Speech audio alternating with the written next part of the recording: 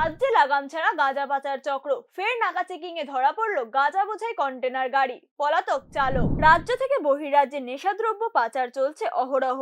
এই ব্যবসায় যোগ দিচ্ছে বিদেশি নেশা পাচারকারীরাও। বারবার হুঁশিয়ারি দিলেও সংযম ফিরছে না কারবারিদের। উঠে আসছে পুলিশি নিষ্ক্রিয়তার ছবি। এরই মাঝে কখনো কখনো নাকা চেকিং এ ধরা পড়ছে পাচার সামগ্রী বোঝাই গাড়ি। শনিবার একটি কন্টেনার গাড়িতে ত্রিপুরা থেকে আসামে গাঁজা পাচার করা হচ্ছিল। অসম চুরাইবাড়ি ওয়াচ পোস্টের কাছে গাড়িটি থামিয়ে তল্লাশি চালায় পুলিশ। ঘটনা বেগতিক দেখে আগেই পালিয়ে যায় চালক। উদ্ধার হয় 637 কেজি গাঁজা, যার আনুমানিক বাজার মূল্য প্রায় 64 লক্ষ টাকা। পুলিশের ধারণা গাঁজাগুলি প্ৰথমে গুৱাহাটী নিয়ে গিয়ে তারপর অন্যত্র পাচার করার পরিকল্পনা ছিল।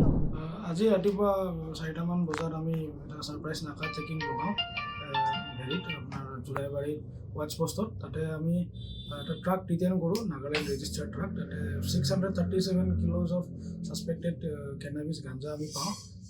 তাৰ মানে মাৰ্কেট ভেলু হ'ব এৰাউণ্ড 3.18 crores। আমি গাড়ীটো ডিটেইন কৰাৰ সময়তে যিটো ড্ৰাইভাৰ থাকে এইটো আন্ধাৰৰ সুযোগ লৈ তেওঁ পলাইছে। আমি তেওঁ এতিয়া ইনভেষ্টিগেশ্যন চলি আছে আমাৰ। এইটো মানে ক'ত মানে কোন ফালে গৈছে আৰু কেনেকৈ কোনফালে ক'ত মানে লোডিং কৰিছিলে, ক'ত লৈ গৈ আছিলে, আমি ইনভেষ্টিগেট কৰি আছোঁ। এইটো কেছ ৰেজিষ্টাৰ কৰা হৈছে।